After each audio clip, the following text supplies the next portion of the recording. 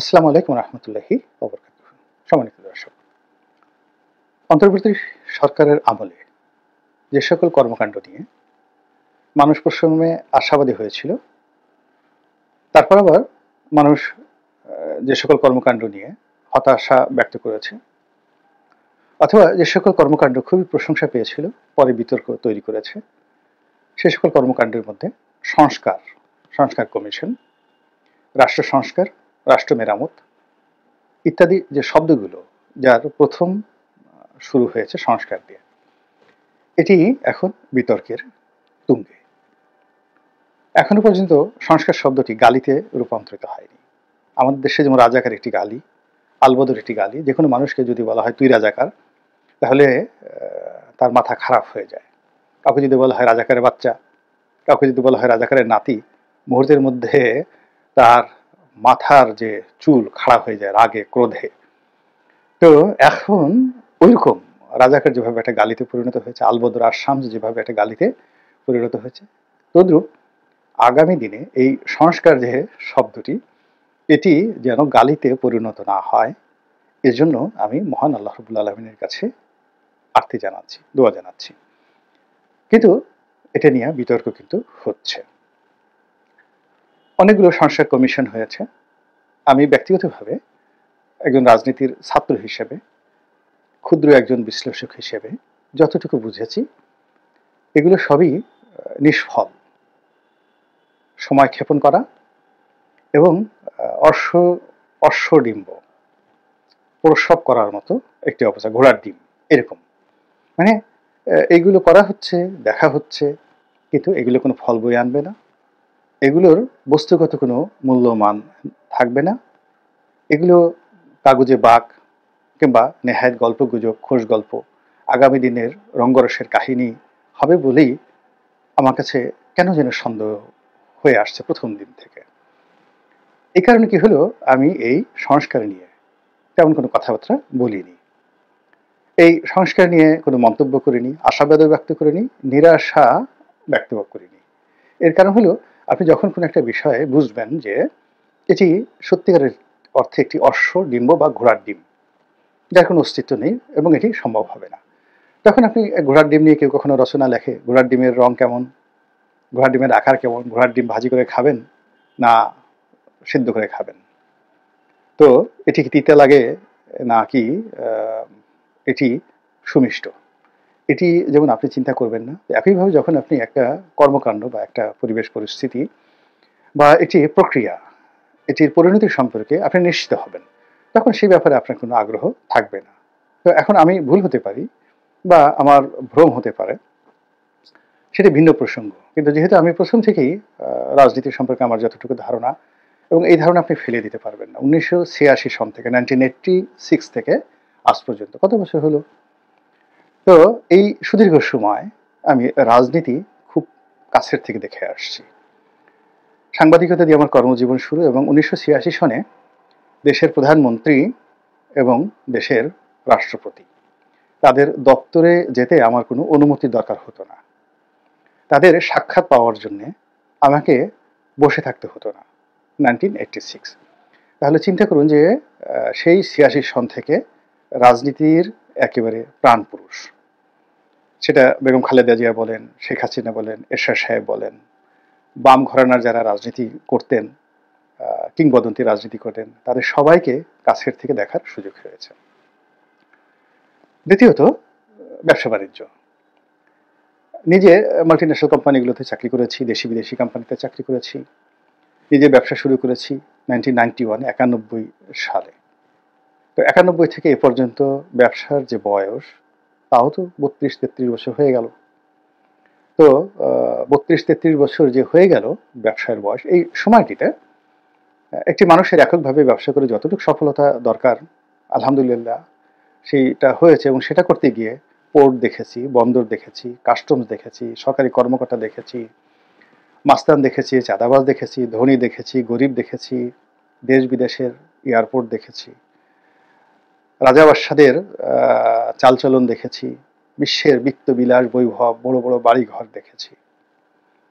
তারপরে যখন আবার নিজে রাজনীতিতে এসেছি 2001 সনে, 2001 সনে সরাসরি এমপি প্রার্থী হিসেবে রাজনীতির জীবন যে শুরু করেছি, তো সেটাও কত বছর হয়ে গেল, প্রায় 25 বছর। তো এই 25 বছর থেকে এ পর্যন্ত দেশকে যেভাবে দেখে এসেছি, সেক্ষেত্রে যদি আমাকে কেউ সরাসরি বদ্ধ উন্মাদ হিসেবে সার্টিফিকেট না দেয়, বা আপনাদের কারো যদি মনে হয় যে এই লোকটি পাগল হয়ে গেছে, উন্মাদ হয়ে গেছে, অসুস্থ, তা না হলে আমি যে কথাগুলো বলছি সেই কথার সঙ্গে আমার অভিজ্ঞতা, আমার শিক্ষা, আমার দীক্ষা, আমার সফলতা, আমার দৃষ্টিভঙ্গি এবং আমার বিবেচনা শক্তি জড়িত। কাজেই আমি যেভাবে এই সংস্কারকে মূল্যায়ন করার চেষ্টা করছি, আপনি ইচ্ছা করলে এটাকে ফেলে দিতে পারবেন না যতক্ষণ না পর্যন্ত আপনি সব ক্ষেত্রে আমার চেয়ে বেটার অবস্থানে না থাকেন। সফলতা, সার্থকতা, অভিজ্ঞতা, শিক্ষা দীক্ষা সব ব্যাপারে আমার চাইতে আপনার অবস্থান এবং আপনার পদ পদবি যদি অধিকতর যোগ্যতা সম্পন্ন না হয়, সেক্ষেত্রে আপনি আমাকে তাচ্ছিল্য করতে পারেন না। তো এই জন্য আমি বললাম যে আমি যেহেতু বুঝেছি যে এগুলো একটা অশ্বডিম্ব দেবে, এই জন্য এগুলো নিয়ে আমি কখনো আগ্রহ প্রকাশ করিনি। এবং আগ্রহ প্রকাশ না করার কারণে কি হলো, আমি করিনি কিন্তু দেশের বেশিরভাগ মানুষ এটি নিয়ে তেমন কোনো প্রথমে আগ্রহ দেখালেও পরবর্তী তাদের সেই আগ্রহটা থাকেনি। এরপরে এদের যে কর্মকাণ্ড, সেই কর্মকাণ্ড নিয়ে যে যার মতো করে, কেউ ভদ্রভাবে, কেউ অভদ্রভাবে, কেউ রাগান্বিতভাবে তারা সমালোচনা করেছেন। এবং এই সংস্কার কর্মের সঙ্গে যারা জড়িত প্রায় সবাই আমার খুব ঘনিষ্ঠ, তাদেরকে ব্যক্তিগতভাবে চিনি, উঠা বসা তাদের সবার সঙ্গেই আছে। তো তাদেরকে ব্যক্তিগতভাবে কোনো কথা বলাটাও আমার জন্য আসলে খুবই বিব্রতকর। কিন্তু অনেকেই হয়তো তাদেরকে নিয়ে খুব নিষ্ঠুর মন্তব্য করেছেন, অনেকের সঙ্গে তাদের সেই সখ্যতা নেই। আমরা এক টেবিলে বসে খেয়েছি, তারপরে একসাথে চলেছি, হয়তো কারো স্ত্রীর সঙ্গে বা কারো স্বামীর সঙ্গে, কারো বাবার সঙ্গে, কারো ভাইয়ের সঙ্গে আমার ওইরকম একটা সুসম্পর্ক ছিল এবং এখনও আছে। তো এই কারণে কি হলো যে আমি এখানে নীরব থেকেছি। কিন্তু আমার এটা নিয়ে যদি গুরুত্ব থাকতো, আগ্রহ থাকতো, তাহলে আমি অবশ্যই বিষয়গুলো নিয়ে কথাবার্তা বলতাম। তো যাই হোক, যেটা বলছিলাম যে এরকম সংস্কার কমিশনগুলো বেশ কয়েকটা কাজ করছে এবং অনেকগুলো কমিশন তাদের রিপোর্ট দিয়েছে, এবং সেই রিপোর্টগুলোর মধ্যে নির্বাচন সংক্রান্ত বিষয়, তারপরে সংবিধান সংক্রান্ত বিষয়ের যে সংস্কার প্রতিবেদন, এটি আমাদের ডক্টর মোহাম্মদ ইউনূস সাহেবের দরবারে পেশ করা হয়েছে এবং এগুলো নিয়ে ভীষণ রকম আলোচনা হচ্ছে। এবং এই আলোচনারও কোনো ফলাফল নেই। এর কারণ হলো, আমি আগেই বলেছি যে এই যে সংস্কারগুলো, এগুলো বাস্তবায়ন হওয়ার কোনো রকম সম্ভাবনা নেই। এগুলো দেখতে খুবই সুন্দর, শুনতে আরও সুন্দর। যারা নির্বাচন সংস্কার কমিটিতে ছিলেন তারা মোটামুটি আমেরিকার মডেলটিকে মাথায় রেখে, 2বারের বেশি প্রধানমন্ত্রী হওয়া যাবে না, তারপরে একই ব্যক্তি পার্টি প্রধান হতে পারবেন না, সংসদীয় দলের প্রধান হতে পারবেন না এবং প্রধানমন্ত্রী হতে পারবেন না, 3টি ভিন্ন জায়গাতে থাকবে।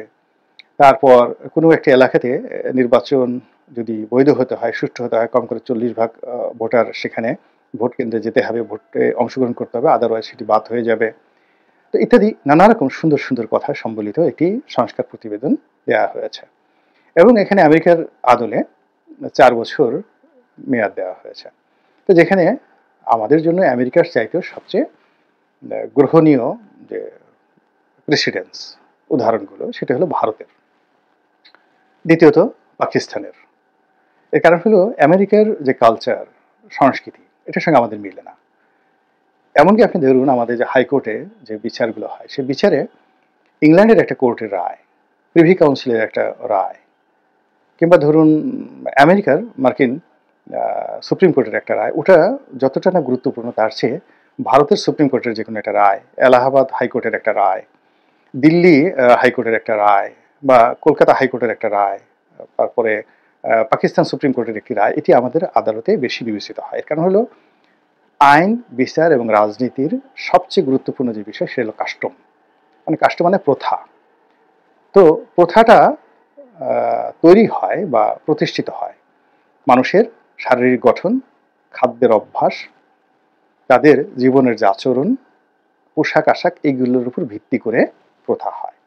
এবং সেই প্রথার উপর ভিত্তি করে কিন্তু আইন তৈরি হয়, কাস্টম তৈরি হয়। তো ইউরোপের যে প্রথা, ইউরোপের যে জীবন আচরণ, সেই অনুযায়ী সেখানে তাদের আইন কানুনগুলো। আর আমাদের পাক ভারত উপমহাদেশে যে প্রথা, তার উপর ভিত্তি করে আমাদের যে ইন্ডিয়ান সিভিল প্রসিডিওর কোড বা ক্রিমিনাল প্রসিডিওর কোড বা ল অফ কন্ট্রাক্ট, তো এটার উপরে একটা আইন এবং বিধি গড়ে উঠেছে। এবং সেই আইনের উপর ভিত্তি করে আমাদের যে রাজনীতির যে কৃষ্টি এবং কালচার, কানুন এবং নির্বাচনের যে বৈশিষ্ট্য, এটাও কিন্তু এভাবে আসছে। কাজেই ইউরোপের কোনো বিষয় সেটা যত ভালো হোক না কেন, ওটা আমাদের দেশে প্রতিষ্ঠিত করতে যতটা না কষ্ট হবে, তার চেয়ে ভারতের যে কোনো একটা ভালো বিষয় কিংবা পাকিস্তানের যে কোনো একটা ভালো বিষয়, আরও যদি ভালো বলি কলকাতার যে কোনো একটা ভালো বিষয় 1 মিনিটে আমরা আমাদের দেশে ইমপ্লিমেন্ট করতে পারবো। তো এক্ষেত্রে এই সংস্কারে, বিশেষ করে নির্বাচন সংস্কারে যে মডিউলগুলো ব্যবহার করা হয়েছে পুরোটাই American module, absolutely American module, যেগুলো বাস্তবে এসে অশ্বডিম্ব, আমি আবার বারবার শুধু অশ্বতে চলে যাচ্ছি, অশ্ব এবং অশ্ব একটা আলাদা একটা জিনিস, তো সেটি অশ্বডিম্ব প্রসব করবে। দ্বিতীয়ত, যারা সংবিধান প্রণয়ন কমিটি বা সংবিধান সংস্কার কমিটি, তারাও তাদের রিপোর্ট দিয়েছে, সেখানে অনেক সুন্দর সুন্দর কথা আছে। আমাদের মূল সংবিধানের যে মৌলিক বৈশিষ্ট্যগুলো রয়েছে সেগুলো বাদ দেওয়ার কথা বলা হয়েছে। দেশের নাম সেই প্রজাতন্ত্রের পরিবর্তে গণপ্রজাতন্ত্রী পরিবর্তে জনগণতন্ত্র, এইরকম নামের প্রস্তাব দেওয়া হয়েছে।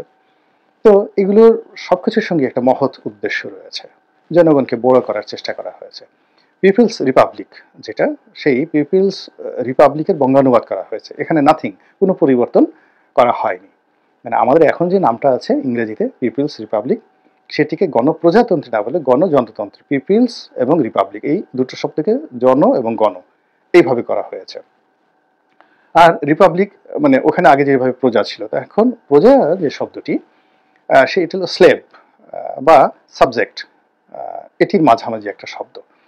এটা যখন কোনো একটা দেশে অ্যাবসলিউট রাজতন্ত্র থাকে, সেই রাজতন্ত্রের অধীনে প্রজাদের যখন কোনো সত্ত্ব থাকে না, জমির উপর মালিকানা থাকে না, তারা ইজারা নিয়ে, পাট্টা নিয়ে ব্যবসা বাণিজ্য করে, তারপরে জায়গা সম্পত্তির মালিক হয়। এমনও সময় গেছে যে নিজেদের স্ত্রী সন্তানের উপরও অনেক রাজতন্ত্রে প্রজাদের ক্ষমতা ছিল না। অর্থাৎ কৃতদাসের যে জীবন, কৃতদাসের স্ত্রীর উপর, সন্তানের উপর যেভাবে তার মালিকের ক্ষমতা থাকে, ঠিক ওখান থেকে কিন্তু প্রজা শব্দটি ধীরে ধীরে এসেছে। আমাদের দেশের অনেকগুলো শব্দ আমি আজকে দেখলাম, যেমন আমরা বিভ্রান্ত, কনফিউজড যে বিভ্রান্ত শব্দটি ব্যবহার করি, আজকে আমি পড়তে গিয়ে দেখলাম যে এই বিভ্রান্ত এটি মূলত একটা ল্যাটিন শব্দ, এটা বাংলা শব্দ নয়। বিভ্রান্ত, কনফিউজড, বিভ্রান্ত, বিভ্রান্তি, বিভ্রান্ত এবং বিভ্রান্তি এই শব্দটা বাংলায় এসেছে ল্যাটিন ভাষা থেকে। আপনারা তো জানেন যে ল্যাটিন ভাষাটা হলো, যাকে বলা হয় ফাদার অফ দ্য ইংলিশ ভাষা, ফাদার অফ দ্য ইংলিশ ভাষা। অর্থাৎ প্রথমে যখন ভাষা তৈরি হলো, তো রোমান ভাষা বহু বছর, প্রায় 1000 বছর রাজত্ব করেছে। তো রোমান ভাষার পরে দ্বিতীয় যে ভাষাটি ইউরোপে শক্তিশালী হয়ে উঠেছিল সেটা হলো ল্যাটিন ভাষা। এবং ইংরেজির খুব অল্প, ইংরেজির বয়স কিন্তু খুব বেশি না। আপনি চিন্তা করুন যে স্যার আইজাক নিউটনের যে মূল বইটি, সেই বইটি কিন্তু ল্যাটিন ভাষায় লেখা।